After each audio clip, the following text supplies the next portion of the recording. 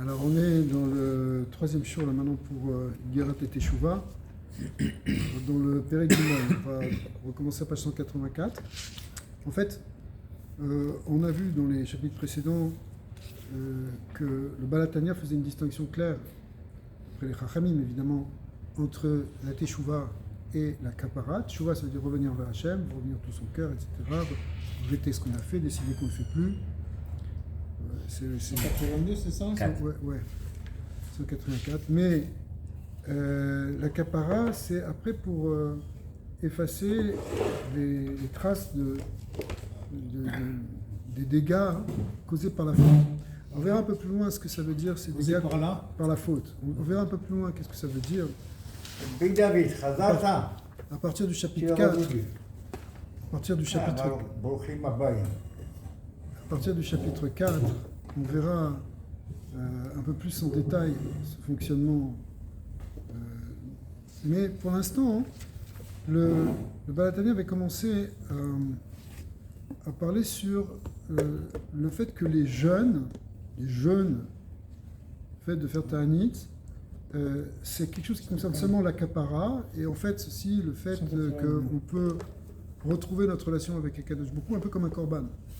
Puisque quand on faisait une faute à l'époque, on amenait un korban, un sacrifice, et le but de ce sacrifice, c'était, après qu'on ait fait tchouva, une manière de rétablir la relation avec Akadosh Baruch Hu. Comme par exemple, on va donner comme un exemple, si tu as blessé une personne, tu l'as froissée, tu l'as vexée, elle ne veut plus te parler pendant un moment, et puis finalement, tu arrives à l'apaiser, tu demandes pardon, une forme de teshuva, ouais. Et que finalement elle te pardonne, tout est bien, mais si tu veux retrouver une bonne relation avec lui, il va falloir que tu ailles un peu plus loin. Tu fasses un geste, tu fasses un cadeau, tu montres que c'est sincère, ton amitié, que c'est pas, tu as fait ça juste pour te rendre yotse du digne de Mérila parce que tu veux pas qu'il t'en veuille. Non, c'est pas seulement ça, sinon le froid il va rester toujours quelque part, ok je vais pardonner mais j'ai pas tellement envie de connecter avec cette personne. Alors pour éviter ça, qu'est-ce que tu vas faire? Tu vas faire un cadeau. C'est la même chose avec le korban. Alors la manière, ce qui remplace les corbanotes, puisque dans les corbanotes on amenait le côté animal des choses, c'est-à-dire les graisses, le sang, la chair en fait de l'animal, eh bien quand on jeûne on fait un peu la même chose. On amène notre vitalité physique animale, on l'offre à Kadosh Baruch Hu sur une forme d'autel, entre guillemets, sur l'autel de la Teshuvah, on pourrait dire comme ça, pour se faire pardonner, pas seulement se faire pardonner, mais pour retrouver justement cette connexion. Alors après, il avait dit donc déjà il avait précisé bien clairement qu'il faut bien dire que la notion de jeûner ne fait pas partie de la teshuvah, c'est quelque chose qui est en plus, donc qui est comme ces korban qui vient reconnecter.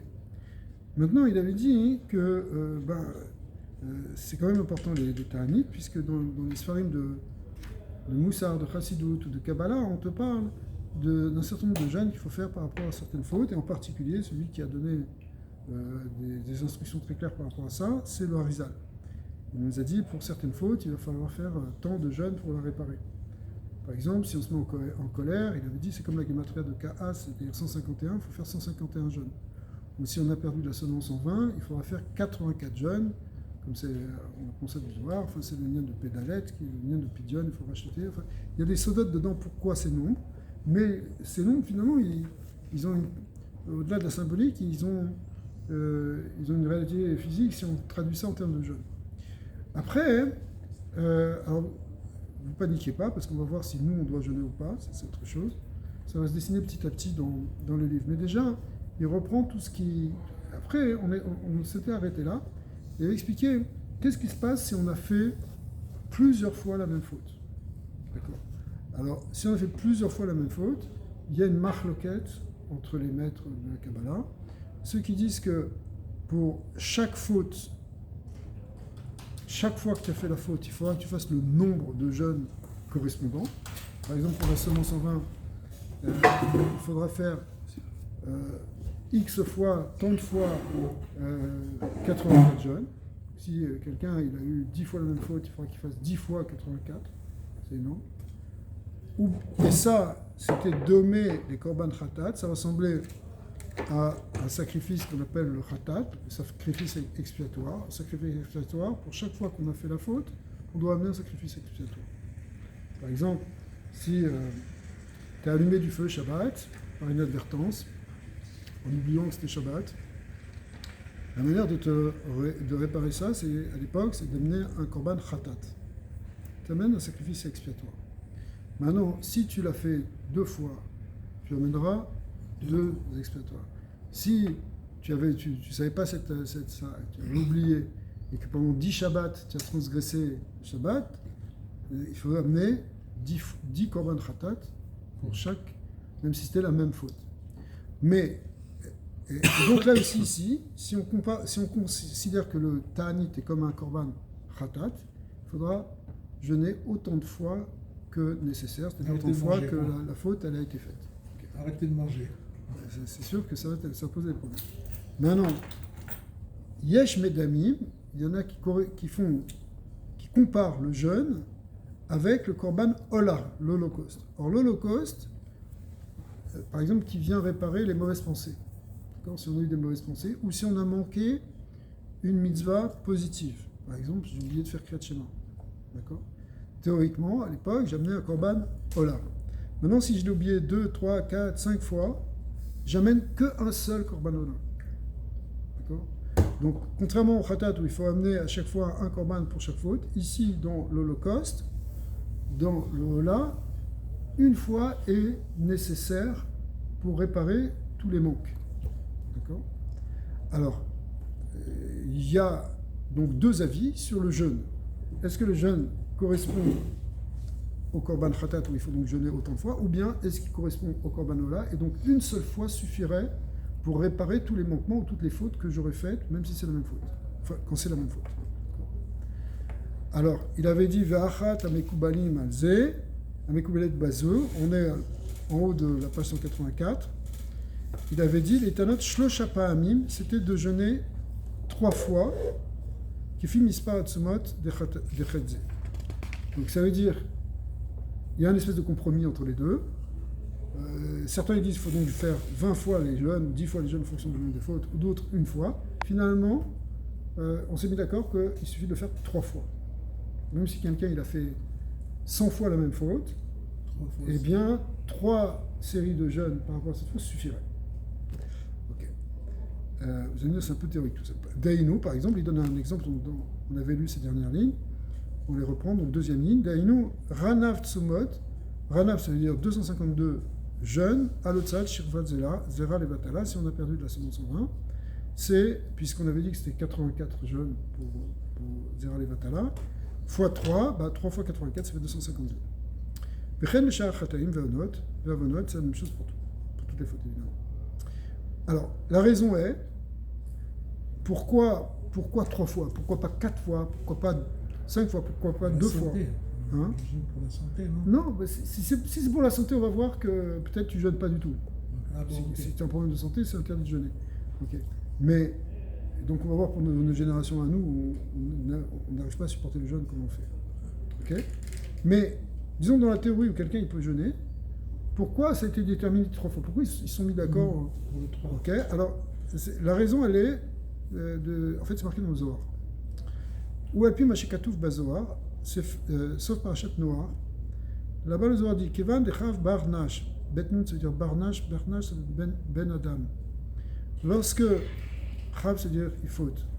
Lorsque un homme faute, Kame Kuchab devant Hachem, Zimna Chada Avid Reshimu. Si il faute une fois, ça fait une marque, ça fait une trace. S'il faute 2 fois, là, c'est pas marqué, ça étend la trace. Zimna Atlita, s'il faute 3 fois, Itmasha Taoum Kitma, Misitrada, Lisitrada. Alors, la tâche, elle traverse toute l'épaisseur. Comme si tu prends un tissu. L'image, c'est un peu une image, évidemment. Tu prends un tissu, tu verses une goutte, bon, ça fait une tache. Tu mets une deuxième goutte, ça commence à faire pénétrer la tâche. Mais quand tu fais 3 fois, ça traverse de part en part. C'est un Zohar qui dit comme ça. Il ne dit pas ça sur les tissus, il dit ça sur les fautes. Il dit que si on fait une faute 3 fois, et ça y est, la saleté, elle a pénétré. Vous savez, c'est comme dans les machines à laver. Il faut laver, il faut retirer la saleté en profondeur. Comme la publicité. C'est quoi? En réalité, c'est pareil. Mais en fait, que tu fautes 3 fois ou 10 fois, de toute manière, la tâche, elle a traversé de la même manière.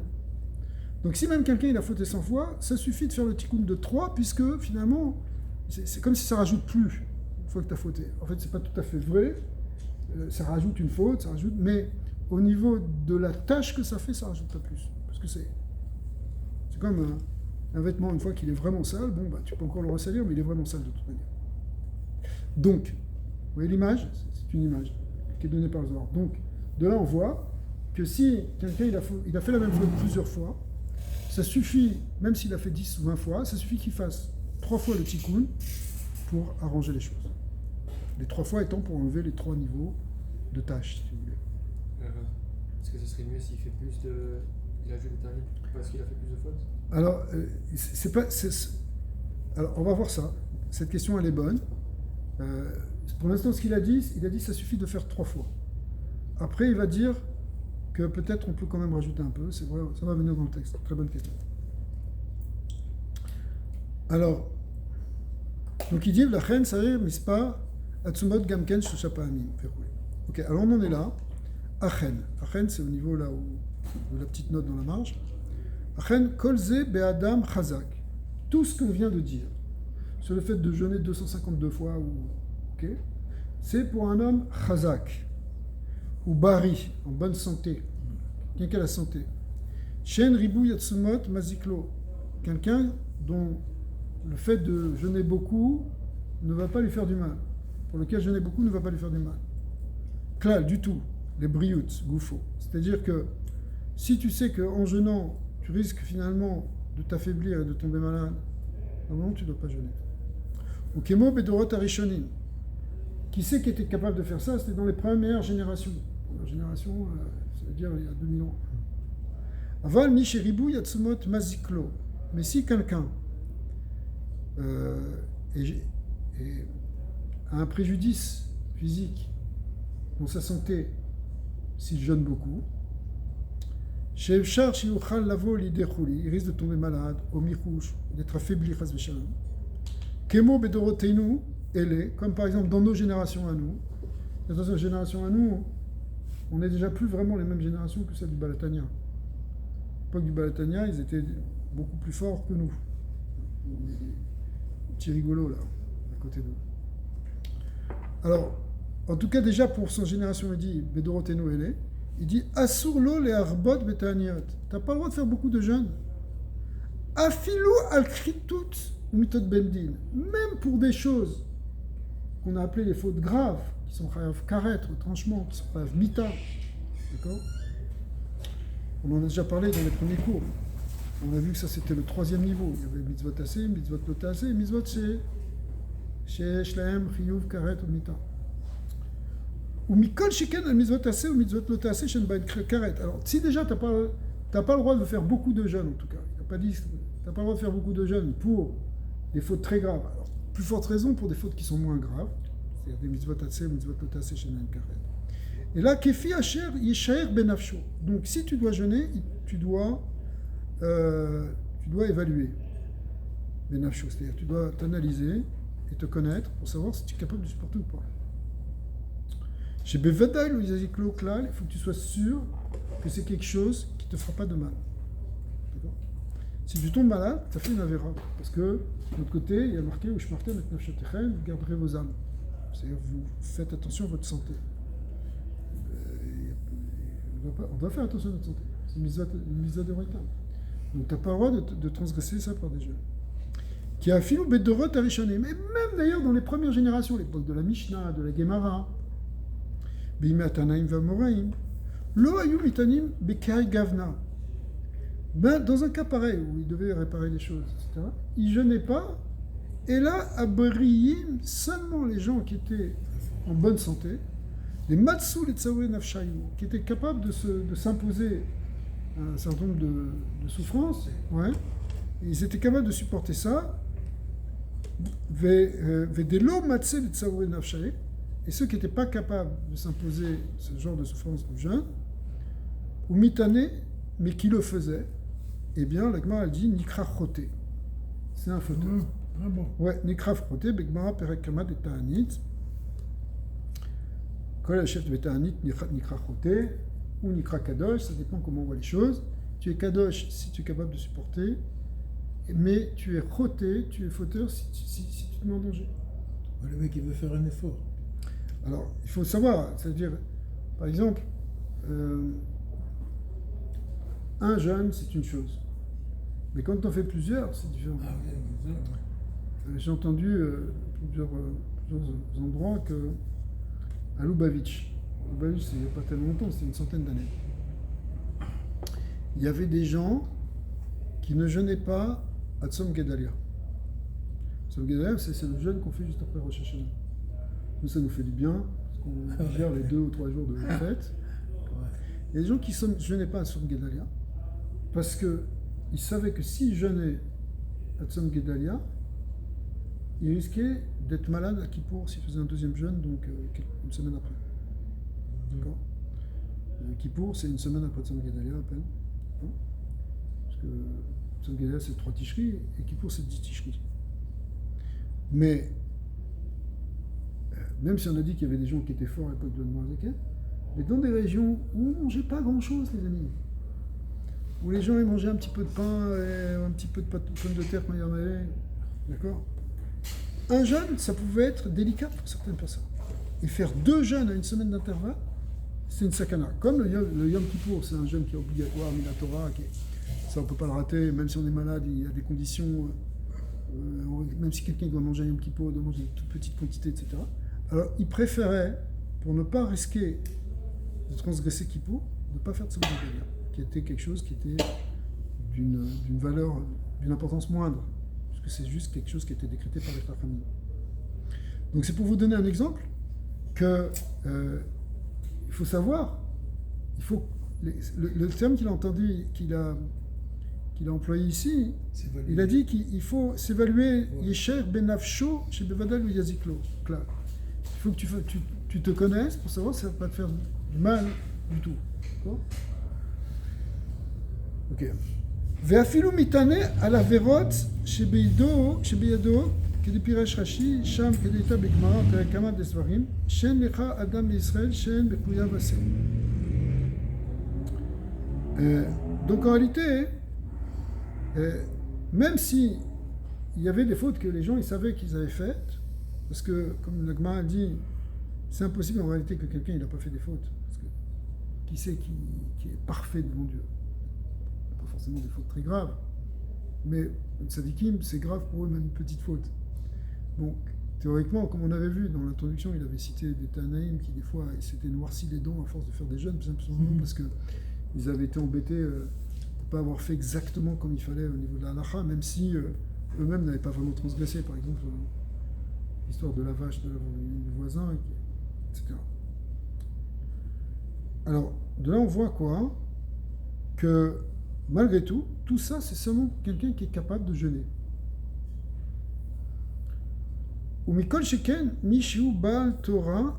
Alors il y a encore plus aussi, c'est qu'attention, si quelqu'un étudie la Torah, ce qu'on appelle un Baal Torah, Talmid Chacham, Shechote, Venenash Bikiflaim, Ki Michamat Chalishut Atayin, Lo Yuchal Lasot Ba Karayo. Alors si on te dit que c'est une faute de jeûner si tu n'es pas capable de tenir bien dans ta santé, eh bien, c'est aussi encore plus grave pour un Talmid Chacham parce que le fait qu'il jeûne et qu'il n'arrive pas bien à se concentrer, qu'il n'arrive pas bien à l'ornan, qu'il n'a pas la force vraiment d'étudier avec vigueur, ça est considéré comme une faute. Parce que tu as affaibli la Torah, ça s'appelle Bitul Torah, et Bitul Torah, c'est Keneget Kulam. Hein. Comme on dit Talmud Torah Keneget Kulam, l'étude de la Torah, c'est une mitzvah qui équivaut à toutes les autres mitzvot, mais d'un autre côté, on dit aussi le Bitul Torah, le fait d'annuler la Torah, d'affaiblir l'étude de la Torah, c'est considéré comme une faute qui équivaut à toutes les autres fautes. Donc si quelqu'un, à cause du Ta'anit, il ne peut pas aller en comme il faut, eh bien, ça s'appelle Bitul Torah, et donc c'est considéré vraiment comme une faute. Par exemple, il y a d'autres exemples. Par exemple, un Melamed Tinokot, quelqu'un qui enseigne au Cheder, en classe même, il n'a pas le droit de jeûner, sauf exception, mais il ne peut pas jeûner parce que il va moins bien enseigner. Tu es fatigué, tu as un peu mal à la tête, tu n'as pas les idées bien claires parce que tu n'as pas pris ton café et tes cornflakes, j'en sais rien. Donc, qu'est-ce qui se passe? Toi, les enfants, tu n'arrives pas bien à leur transmettre. Les Chachamim me disent, c'est du vol. Pourquoi c'est du vol? Parce que les parents, ils ont payé pour que tu fasses un bon cours à tes enfants. Et lui, maintenant, il jeûne, ok, c'est son problème, mais le cours, il a diminué de niveau. Et donc c'est assaut. Parce que c'est quelque chose qui t'amène à faire, c'est comme le Bitul Torah, c'est quelque chose qui t'amène finalement à faire une sorte d'avéra. Donc tout ça, c'est à prendre en considération si on veut commencer à jeûner beaucoup. Et là, Maï Takante. Alors, bon, il nous a un peu coincé là, parce que d'un côté, tu nous dis, bon, il faut faire 252 jeûnes. Et après, on te dit, bah oui, tu sais, c'est seulement pour ceux qui sont en bonne santé qui sont capables de le faire. Mais qui c'est qui doit, dis-moi, tu vas faire toi 252 jeûnes, c'est pratiquement toute l'année là. À la fin, c'est plus du régime à ce niveau-là. Tu vas arriver, tu vas finir dans un lit, quoi. C'est ça. Ok, tu veux faire ta grève de la faim, fais-le. Mais... Donc il nous a coincé. Alors, Maïta Kante, comment tu t'en sors? C'est quoi le tikkun?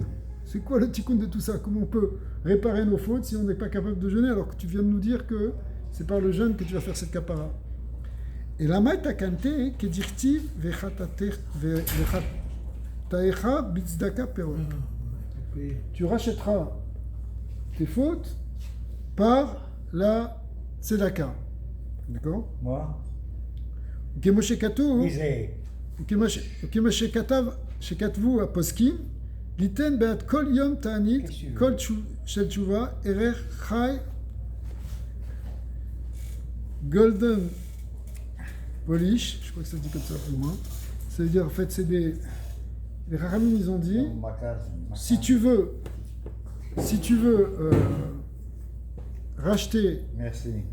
si tu veux racheter tes fautes, une des autres manières, c'est que tu donnes tzedaka. Et quand tu donnes tzedaka, il te donne une mesure qui correspond à 18 pièces polonaises qu'il y avait à l'époque, c'est une manière de parler.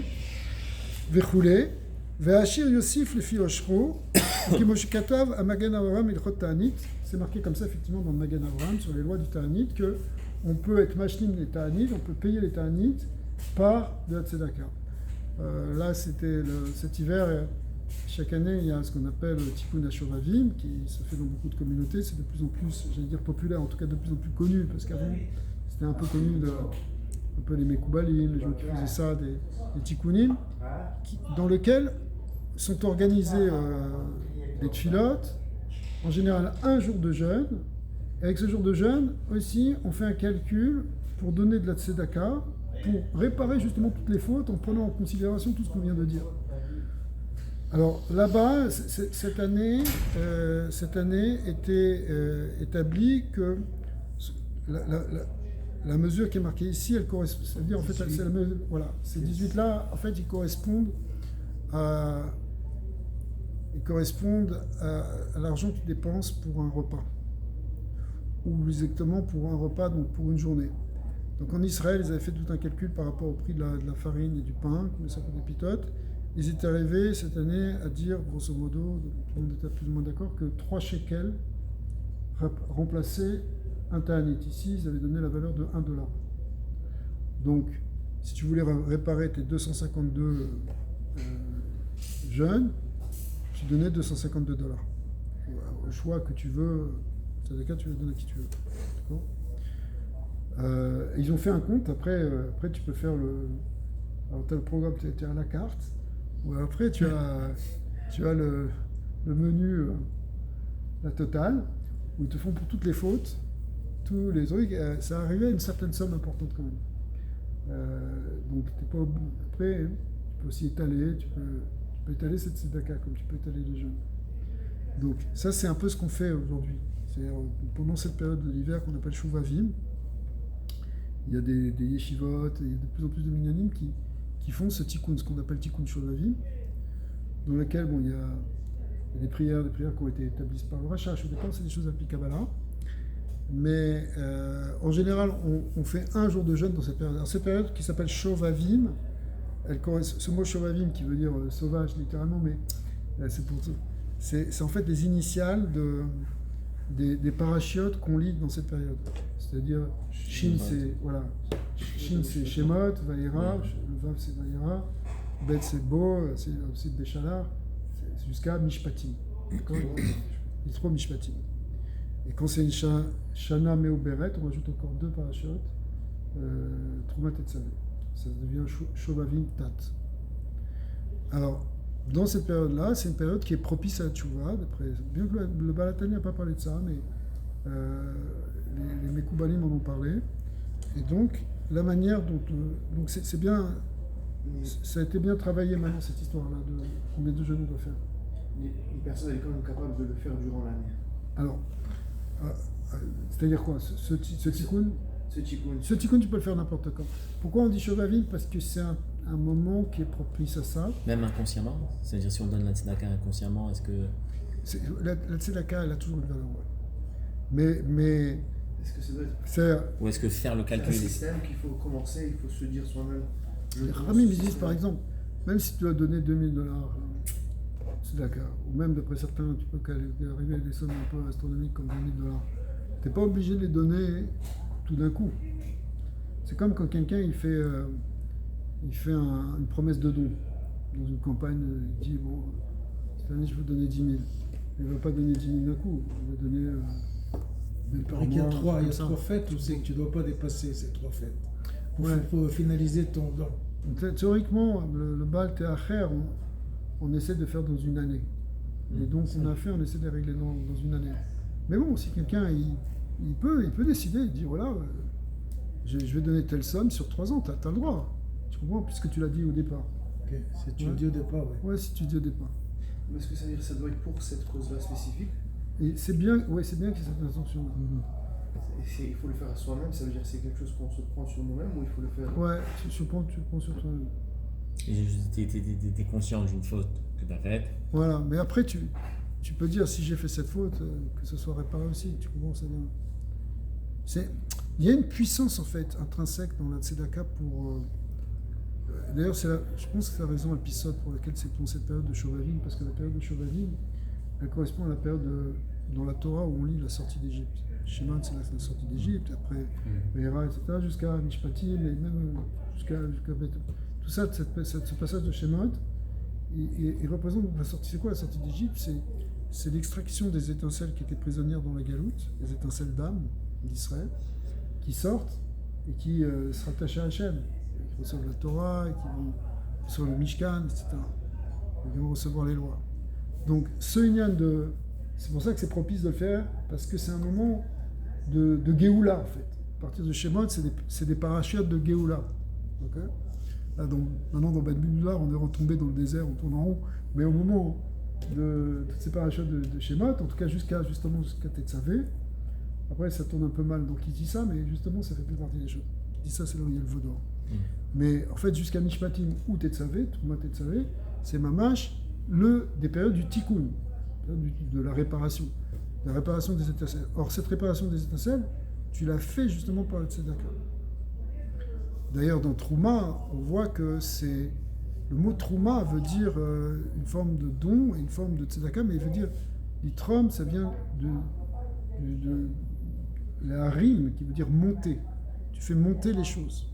Quand tu donnes la tzedaka, tu sors quelque chose d'un état inférieur et tu l'élèves vers quelque chose de supérieur. En l'occurrence, ton propre nefesh.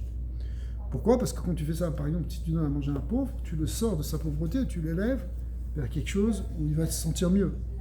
Alors toi aussi, au niveau de ton nefesh, ça a cet effet-là, puisqu'en réalité, quand tu fautes, en quelque sorte, c'est comme des étincelles de ton âme qui s'attachent à la klipa, aux forces négatives et inférieures. Et maintenant que tu fais la trouma, maintenant que tu fais tzedaka, tu les sors de cette klipa et tu les élèves. Voilà. Donc ça, c'est des choses qui sont un peu compréhensibles au niveau du sod, si vous voulez. Et donc, on fait... Ça passe par la tzedaka. Alors, donc, il a dit, Maïta Kante, c'est quoi le tikkun pour nous qui n'avons pas la capacité de jeûner véritablement, en tout cas de jeûner beaucoup? On peut faire jeûner un peu de temps en temps, mais jeûner beaucoup. Alors, là, il va nous dire quelque chose que, malgré tout, on peut quand même faire un certain nombre de jeûnes. Alors, ce qu'il va nous dire, On va voir aussi si ça s'applique à nous ou si ça s'applique à l'époque du Balatania, hein, il y a 250 ans, les gens étaient beaucoup plus gibors. Même si on a vu qu'à Lubavitch, il y avait des gens qui étaient faibles parce qu'ils avaient des fois une santé fragile, mais les gens qui étaient en bonne santé, ils étaient forts. On voit là il y avait quelques, même du Rabbi, là, il y avait des chassidim quand ils sont sortis de Russie, pourtant ils avaient traversé le Goulag, etc. Rav Mendel Futafras, par exemple, il fait 10 ans de Goulag. Le Goulag, c'est un camp d'extermination, en fait. Hein. Dans un Goulag, les camps russes, quand tu avais 100 personnes qui rentraient, 10 ans plus tard, il restait une de ces 100 personnes. C'était des conditions très difficiles. C'est-à-dire, et ben lui, il a traversé 10 ans et il était d'une force incroyable. Une force morale et une force physique aussi. C'était des gens qui avaient une grande force physique. Même à l'époque du Admorazakan, il jeûnait beaucoup. Il jeûnait beaucoup plus même que ce qui est marqué là. On sait qu'il faisait parfois ce qu'on appelle un ta'anit afsaka. On n'en parle pas de ces ta'anit-là, mais on parle dans la Rizal, c'est des ta'anit où tu jeûnes de Motzei Shabbat jusqu'à Shabbat. Donc là, ça c'est un autre niveau. Hein. Et ben le Balatania, il faisait ça. Mais il disait que tant qu'il était capable, à l'époque, c'était des grandes Gemarot, comme ça, des gros Talmuds lourds, avant ceux de Vilna même. Comme ça, il disait tant qu'il est capable de les soulever avec les petits doigts, il est capable de jeûner. Ouais. Alors, c'est pour ça que lui, il va nous proposer encore des choses, où même si on peut racheter les choses avec Tzedaka, on peut quand même essayer de jeûner un petit peu. C'est ce qu'elle va nous dire. Mais on va voir que pour nous, je m'avance un peu, mais pour nous, le Rabbi a expliqué que c'est même pas ça, on n'est pas capable de faire ça. Mais alors voyons ce qu'il nous propose. Mikol Makom, on est en bas de la page, de la page 184. Kol Baal Nefesh. Alors c'est l'expression de Baal Nefesh qui revient chez la famille, ça veut dire quelqu'un qui est fin spirituellement, c'est-à-dire qui cherche à faire les choses un peu plus que ce qu'on lui demande, mais cherche à faire plaisir à Hachem. Chafetz, Chafetz Kirvat Hachem, qui cherche en fait une proximité avec Dieu. Donc c'est pas simplement qu'il veut se contenter de la tzedaka, puis après ça il n'en parle plus, mais il cherche mamash à connecter avec Kadosh Baruch Hu, le sentir, le taken nafsho pour réparer son âme, la shiva et la Hachem pour la ramener vers Hachem, bet tshuva meula minamufra, pour faire une tshuva, une super tshuva, tu veux vraiment t'affiner complètement. C'est vrai que j'ai acheté que la tzedaka, mais je veux que ce soit vraiment parfait. Yachmir al atzmo, lashlim al kol panim pa'am achat, Kol Yemei Chayav, Mispar Atzumot, et Kol Avon Ve'avon. Il va quand même essayer, au moins une fois dans sa vie, de faire les jeûnes qui ont été demandés. D'accord ? C'est-à-dire qu'une fois dans sa vie, c'est-à-dire, même si ça va nous prendre 10 ans pour faire cette série, par exemple, de 252 jeûnes, eh bien qu'il le fasse sur 10 ans. Okay ? Il va donner une recette, et Kol Avon Ve'avon, mais Avonot Achamorim, Shechayavim Alehem, Mita. Au moins pour les fautes qui sont très graves. Pour les fautes qui sont un peu moins graves, tout le monde pas. Tu as fait tzedaka et c'est terminé. Mais maintenant, si tu veux faire un peu mieux pour les fautes graves, tu vas jeûner. Ve'afilu b'dei shamayim bilvad, mais même où ça peut être aussi des, pas simplement qui sont chayav mita beddin condamne comme on a dit. Ce qu'il a, etc. Mais même aussi, ce qu'on appelle Mita Bidei Shamaim.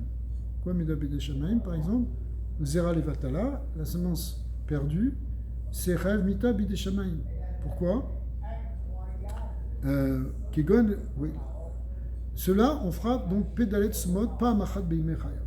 Alors, comment il va distribuer ça ? Parce qu'en fait, on voulait faire 252 jeûnes pour Zera Levatala, puisque s'il avait fait plusieurs fois la faute. Il te dit, fais au moins 84 jeûnes, et le reste, tu vas le compléter avec des demi-jeûnes.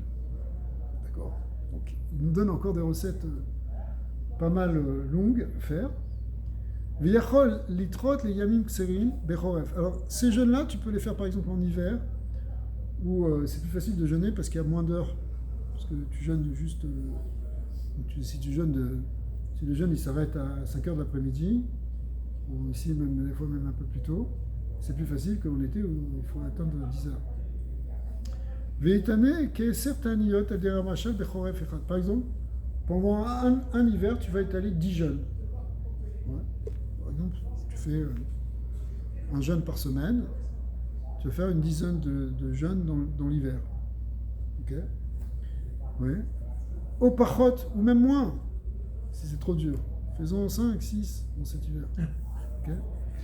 Veigmor mismar apé dalet sumot, donc les 84 jeûnes, tu vas les faire be'etesha shanim o yoter.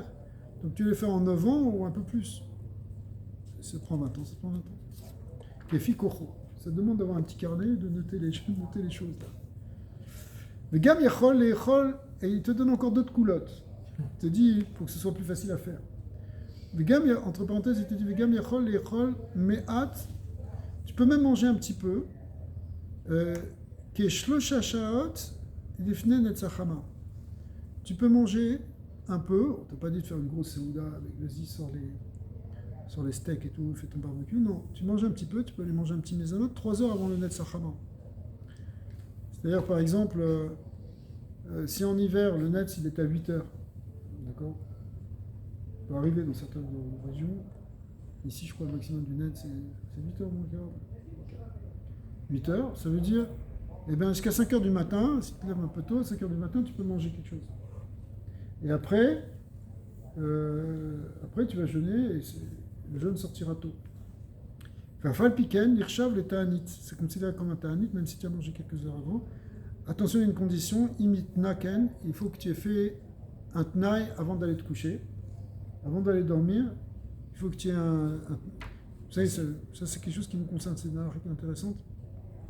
Enfin, ça aussi, ça nous concerne bien sûr, mais par exemple, je sais pas, jeûne d'Esther. Jeûne d'Esther, tu te dis, bon, à quelle heure ça commence? Ça commence à 5h30. Qu'est-ce que tu fais? Tu mets ton réveil à 5h, tu te lèves, tu vas, tu tapes un breakfast, et à 5h29, tu arrêtes de manger, et tu vas te recoucher. Ok. C'est pas une séouda d'Afsaka. C'est pas une séouda d'Afsaka. Pourquoi? Après, bon, le jeûne, il passe beaucoup mieux.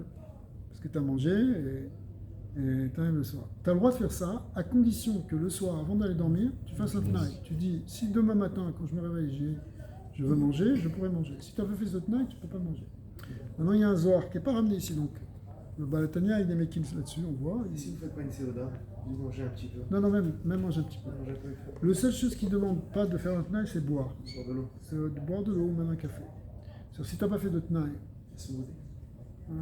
peut-être tu peux le faire passer le smoothie. Peut-être. C'est possible. Le rabbi de Comment c'est Tosh. ton tnaï? Qu'est-ce que tu fais? Qu'est-ce que tu dis? Tu dis, si demain je me réveille et que je mange et que j'ai envie de manger, je pourrais manger. C'est comme si je ne prends pas le jeûne tout de suite.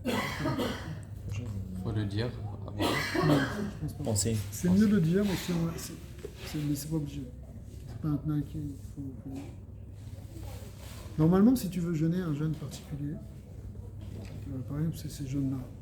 C'est pas un jeûne sibour, c'est pas un jeûne qui a été fixé par le calendrier, c'est toi qui peux. Tu dois faire Kabbalat Ta'anit à Mincha de la veille. Si par exemple demain matin, demain je vais faire un jeûne, normalement à Mincha, on te dit à Mincha, mais ça peut être un autre moment, mais c'est marqué dans certains Sidurim, parce que c'est à Mincha que tu risques le mieux de t'en souvenir. Après, tu fais de Mincha, tu dis, je prends ce mois de jeûner. Demain.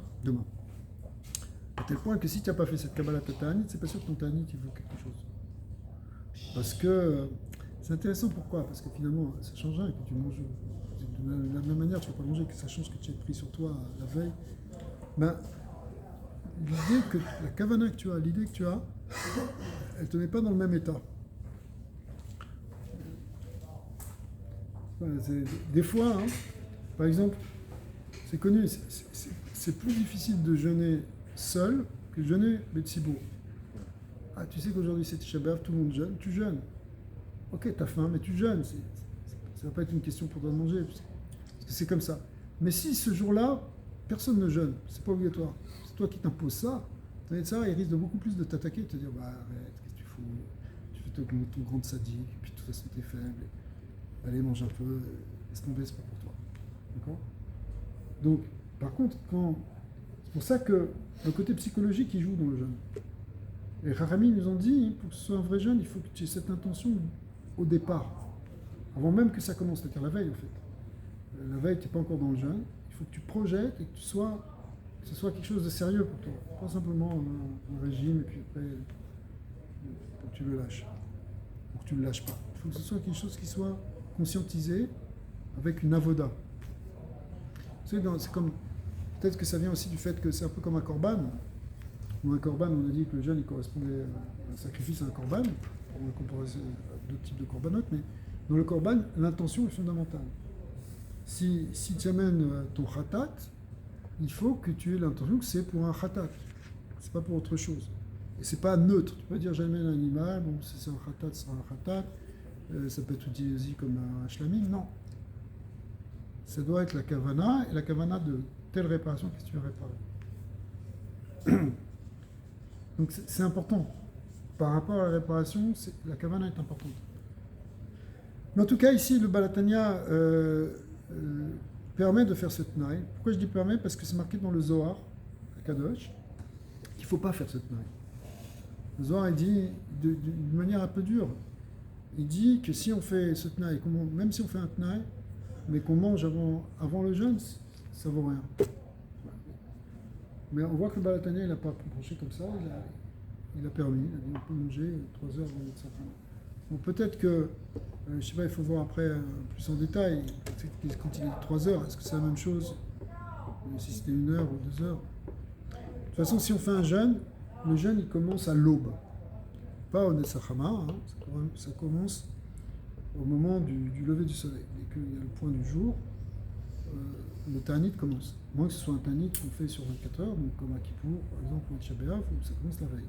Mais sinon, un Ta'anit qui correspond à la journée, ça commence à l'aube et ça finit à la sortie des étoiles. À l'Otashara. Ouais, ça correspond à l'Otashara. Les jeunes pendant l'année aussi, c'est à l'Otashara. Hein. Ouais. À l'Otashara jusqu'à Tzetakar.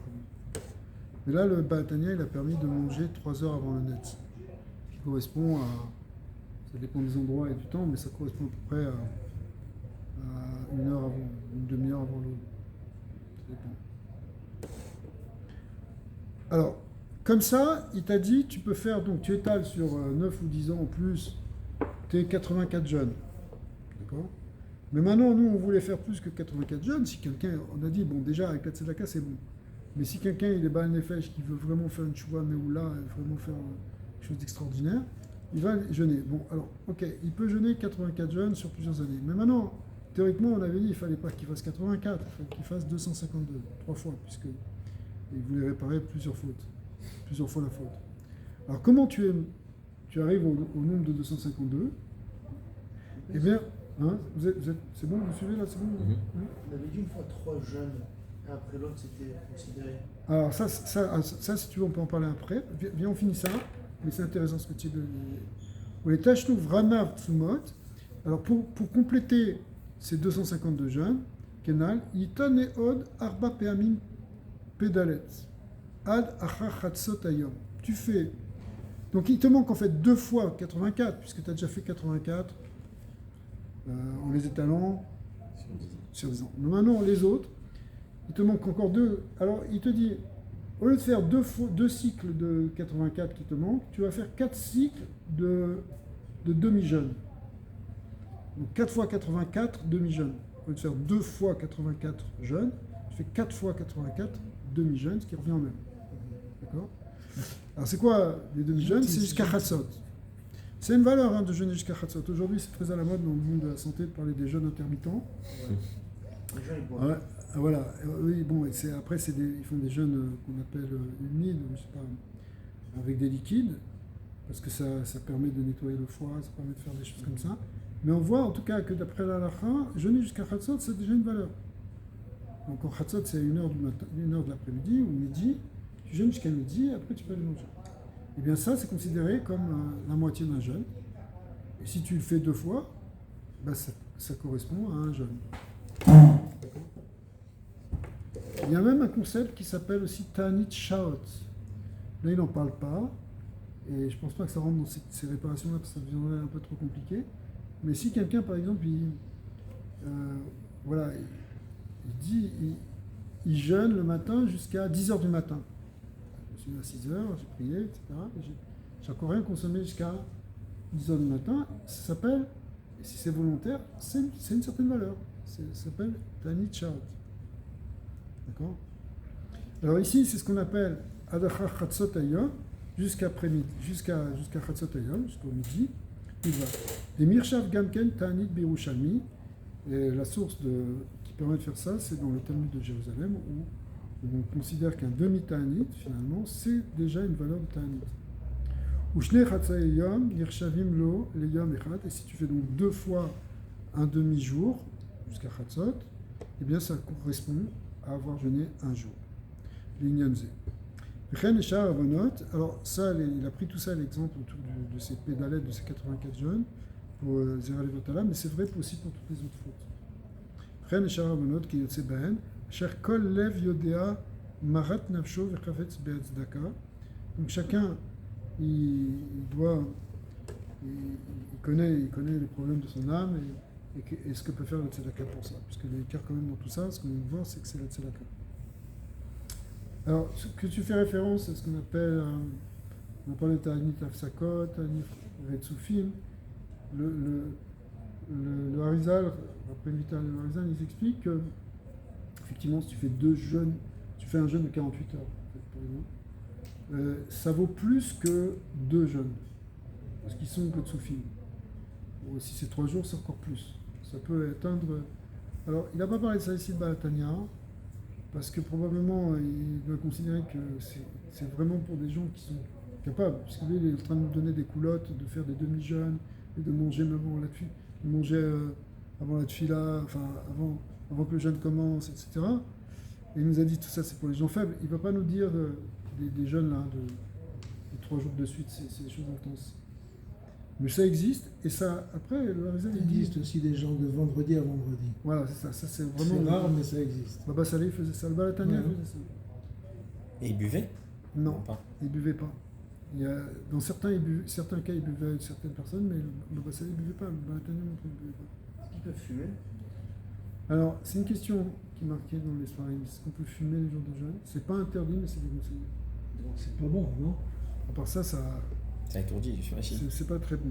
Mais il n'y a pas de ISO, mais celui qui veut s'imposer ça, c'est pas considéré comme manger.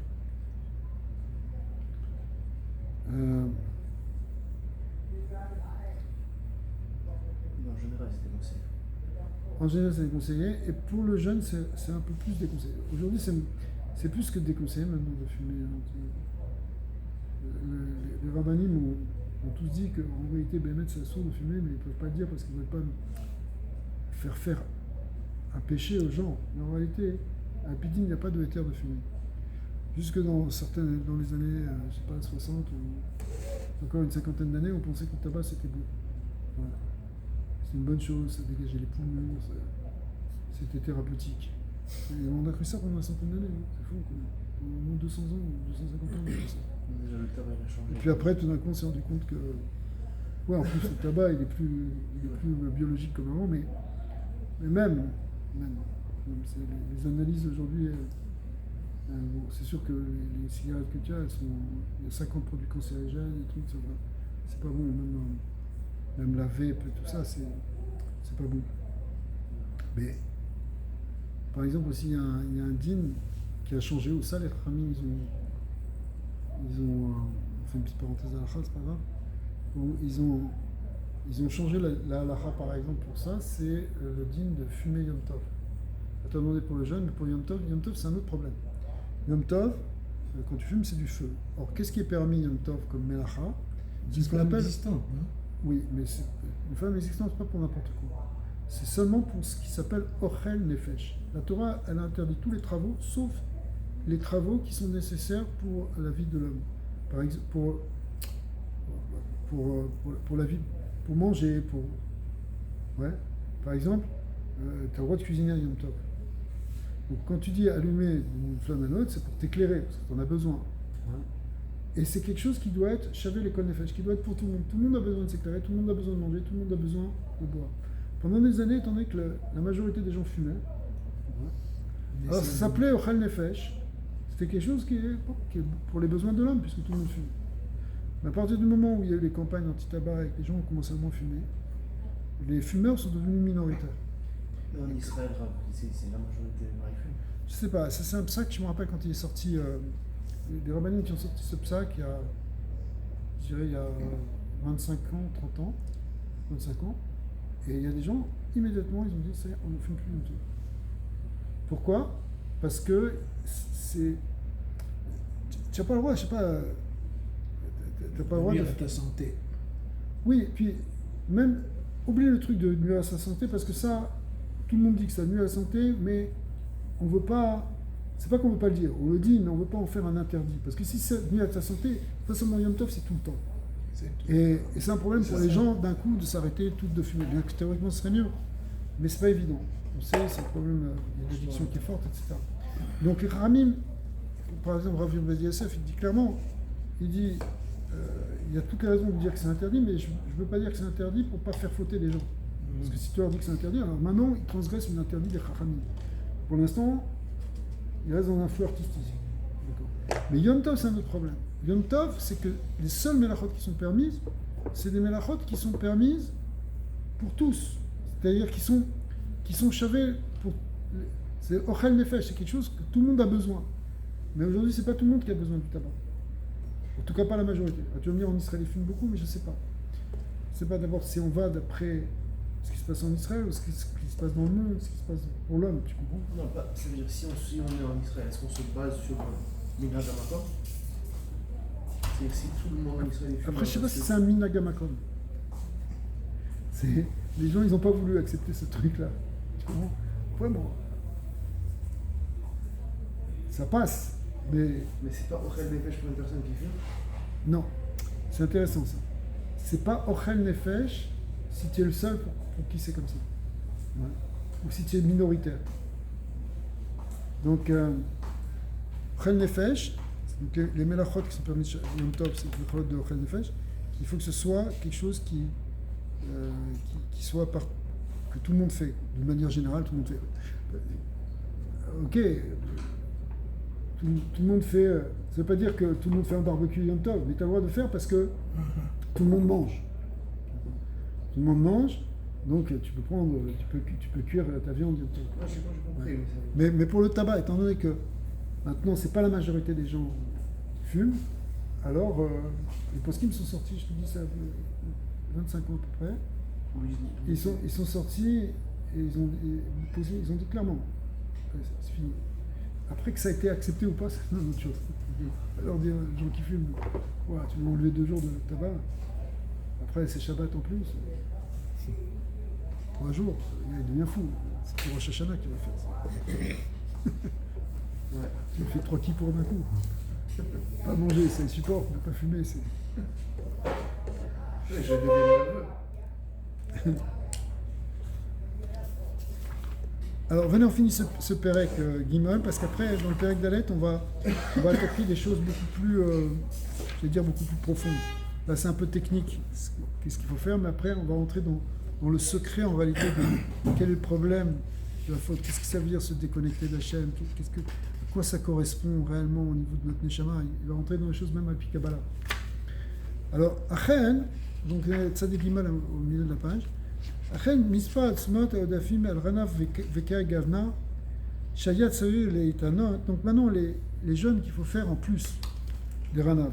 C'est-à-dire que nous on a dit 252. Vous vous rappelez 252 c'est 3 fois 84 puisqu'on est parti sur cet exemple-là. Et on a dit mais ça c'est parce qu'on a dit qu'on va trancher entre les deux, entre ceux qui disent qu'il faut faire une fois, ceux qui disent qu'il faut faire 10 ou 20 fois. Mais maintenant, toi, tu veux peut-être faire, puisqu'il y en a qui ont dit qu'il fallait faire 10 fois, alors peut-être que tu pourrais faire, peut-être que je dois être rochèche, tu sais, quand tu es marmire, par exemple. Quand tu es marmire, si un possèque il a dit qu'il ne faut pas faire ça, alors je ne le fais pas. Ou s'il a dit qu'il faut rajouter ça, je vais le rajouter. Alors si quelqu'un veut être marmire maintenant, la rouge, le date à marmirim, les tanot, mispa, tzmot, shalkol, ched, vechete, kefi, mispa, paamim, shrata, kenal. Si quelqu'un il veut donc faire une série de jeûnes, autant de fois qu'il a fauté réellement, qui est plutôt. Donc s'il a fauté 20 fois, il fera 20 fois. Alors, là, ça devient extrême. Ça devient extrême, parce que bon, il t'a donné des coulottes pour déjà arriver à Ranav, faire 252, et ça c'est juste pour un type de faute. Mais si tu dois faire en plus, maintenant, si quelqu'un a fauté 10 fois, 50 fois, 100 fois, qu'est-ce que tu vas faire? Alors, il faut des kulan betzdaka. Tu vas racheter ça, betzdaka, erer chai polish, c'est-à-dire comme cette valeur qu'on a dit de 18 pièces polonaises, tu vas les racheter maintenant sous forme de... tu vas racheter ces jeunes par cette tzedaka, comme on a dit. Bet kol yom. Et ça, pour chaque jour. Donc, comme on a dit là, ce qu'ont fixé les Khamim toute cette année, c'était à peu près $1. Au Canada, ça correspondait à $1 par jour. Donc, si tu veux rajouter, tu t'es dit, moi je veux racheter 5 fois ou 10 fois 252, et ben tu vas donner 252 fois 5. 5 fois 200 ou 10. C'est vrai pour tous les autres ta'anit. J'ai servi les itanot à l'averot chez en bain mita, pour tous les averot qui sont entre guillemets moins graves puisqu'elles sont pas rêve mita. Va filou le bitul mitzvot assez de oraita verabanan vetalmud Torah keneget kula, où tu vas racheter donc pour les mitzvot assez, que ce soit les mitzvot de oraita ou de rabanan, même aussi pour ce qu'on appelle le bitul Torah que tu n'auras pas fait. Kefi amispa ameforaj betikunim atshuva me'arizal, donc tu vas tous ces tikunim qui sont marqués dans le Harizal, que tant de jeunes tu dois faire pour telle faute, vous pouvez regarder dans les livres de Harizal, maintenant ça a été publié beaucoup plus, eh bien tu vas le racheter uniquement avec la tzedaka. Vraiment, cette histoire des jeunes que tu vas faire, c'est seulement pour ce qui est mitat beddin, au karet, au mitat bideshemaim, une mort bideshemaim, comme par exemple pour Zera Levatala. Verubam Niskarim be Mishnat Hasidim, la plupart c'est marqué dans un livre qui s'appelle Mishnat Hasidim, qui est d'après le Kavanah du Harizal, ou be Mispar Atshuva, be Maseret Atshuva.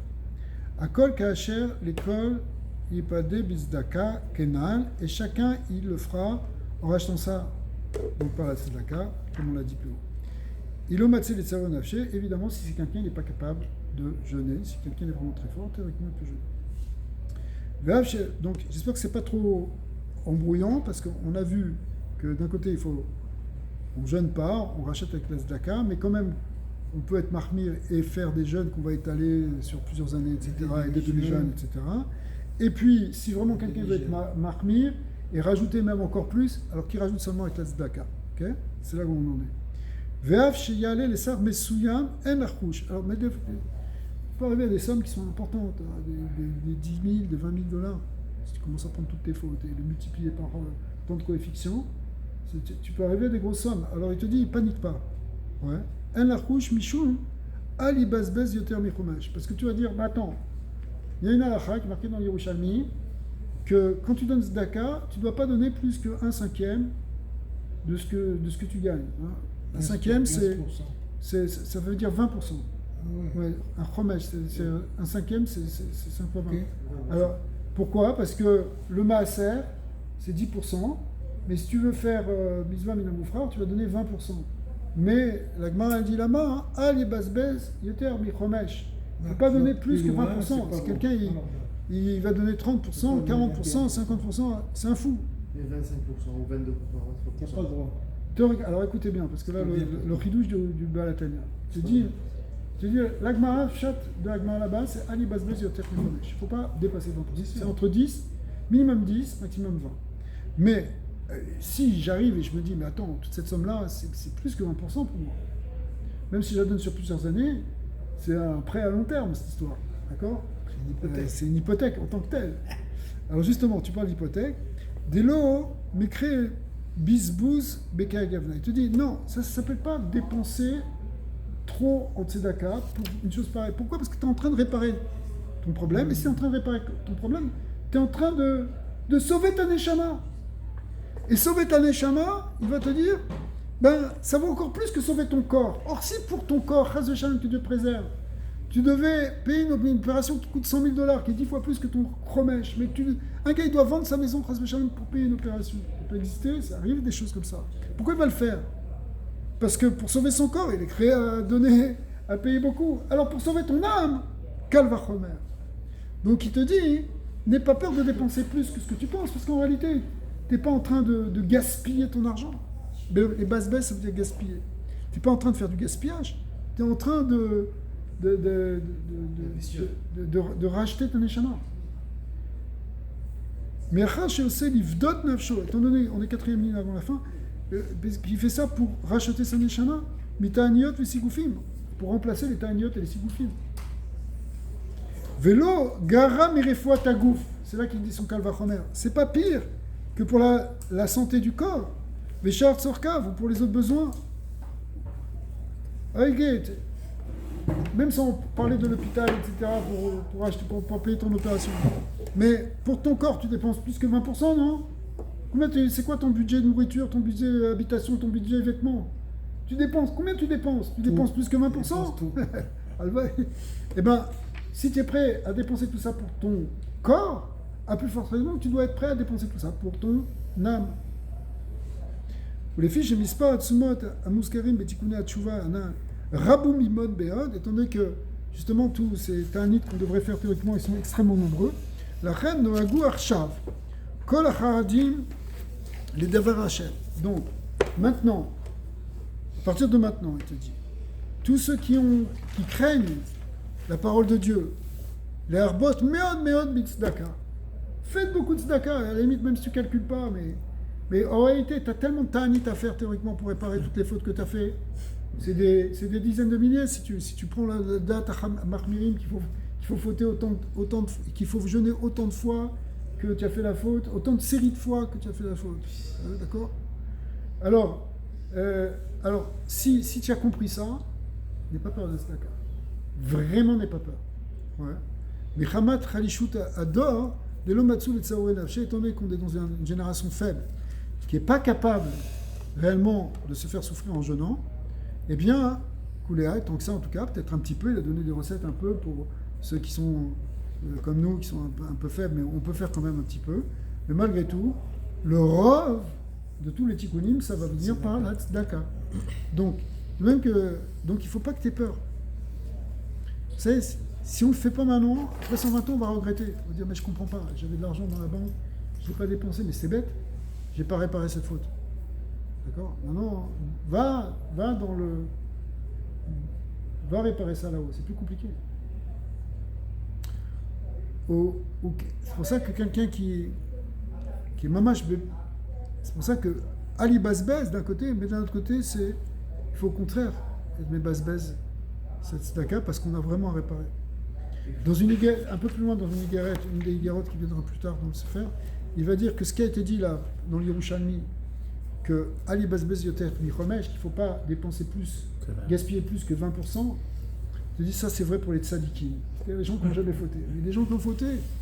Ah ouais? Plus que 20? Plus. Parce que chaque pièce que tu donnes, ça répare ta nishamat, ça te sauve, ça te fait un tikkun d'une faute. Il n'y a pas un danger comme si tu donnes plus que 20. Alors c'est ça ce qu'il te dit là-bas. C'est vrai, c'est pour les tzadikim. Mais pour toi, c'est pas pour toi. Toi, t'es un tzadik. Mais pour nous, c'est pas un danger parce qu'au contraire, c'est ça qui nous sauve. Alors il faut rien garder extra, genre.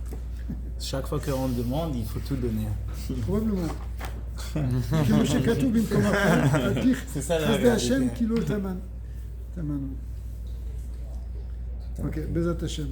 Alors, donc le cas effectivement de tout ça, de ces tikkunim par les jeunes, c'est par la tzedaka. Mais ce qu'on verra maintenant après dans le Perek Dalet, on va entrer un peu plus dans le côté ésotérique des choses pour comprendre profondément qu'est-ce qui peut nous affecter quand on fait une faute et comment réparer ça.